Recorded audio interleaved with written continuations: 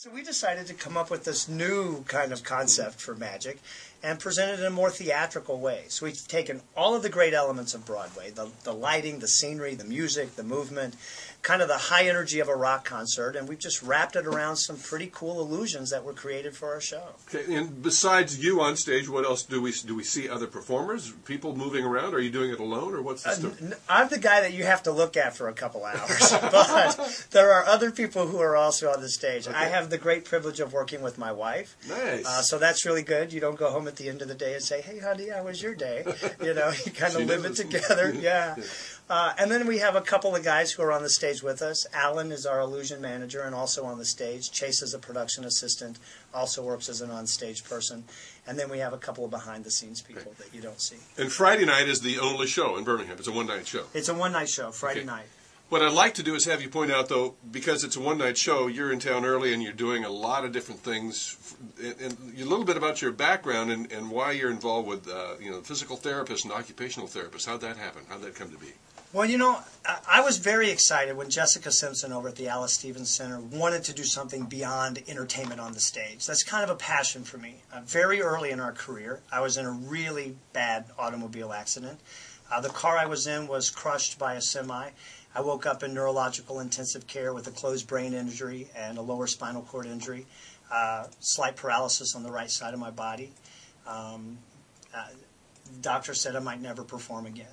So I spent the next year working through all of those things in physical and occupational therapy. So I have a real respect not only for what they do, but their commitment to actually making people's lives better.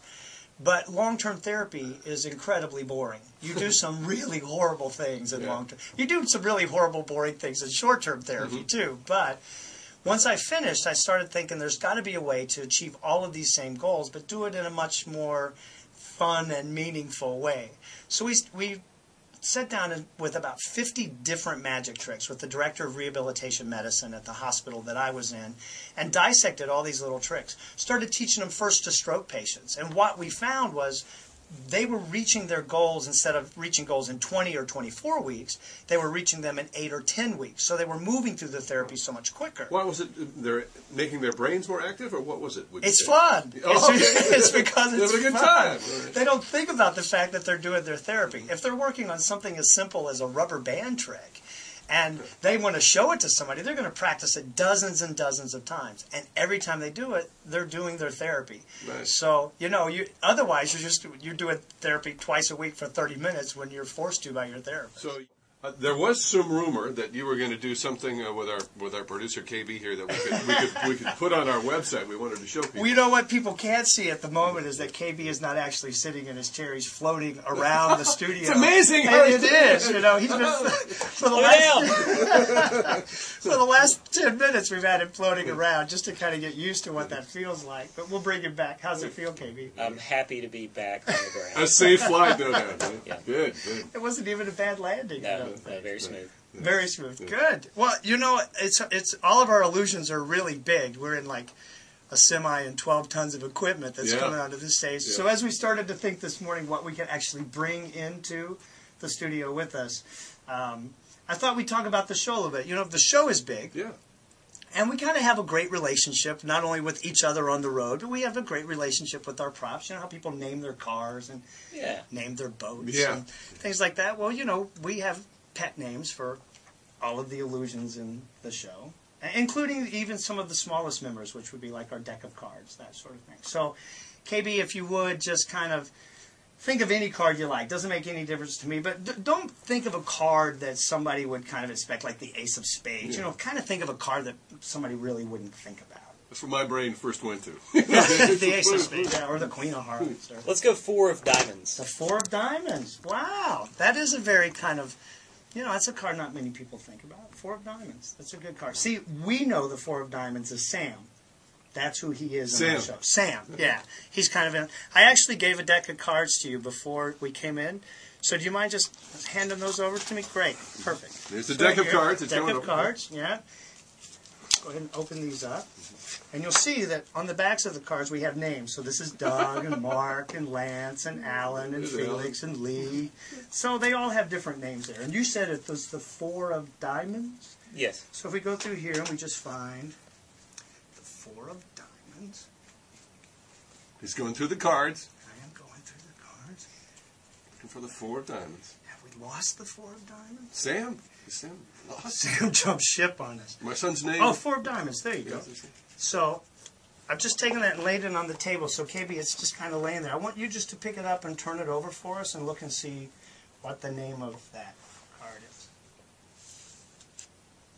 Yeah, it would be Sam. That would be Sam. Yeah, Sam. that would be Sam. Yeah. Sam is the 4 of diamonds. We have a really great relationship with Sam. We have a great relationship with all the props in our show. But I was glad to see that you picked out Sam. Most people don't think about Sam very often. And he's no longer lonely now. Yeah. That's right. All right. So, Friday night, one show only. I want to go. I want to be there. It's going to be great fun, and It people sounds should like fun. come ready to volunteer. Really? You'll Yes. go up on stage? We do. You know, we do some pretty cool stuff in the show. A lot of the illusions were created for us. One of the things we're going to be doing Friday night, in 1914, Harry Houdini walked through a solid brick wall on the stages of Broadway. He did it only a few months. He stopped doing it. He never took it on tour. There's a lot of speculation in the magic community as to why he stopped. But fact is, since 1914, no magician has ever attempted that illusion live on stage. So we're actually going to recreate that illusion in a very hip, contemporary, 21st way. We've got 8 solid concrete cinder blocks that we're going to pick up here in town. We're going to bring them out to the front edge of the stage so as the audience comes in, they can check them out, make sure they're real. Alan here is going to build them into a nice wall while the guy from the audience watches. And while the guy from the audience is holding on to the wall, I'm visibly going to pass from one side through the blocks to the other side. It's a really pretty cool piece of magic, but it's a great piece of theater.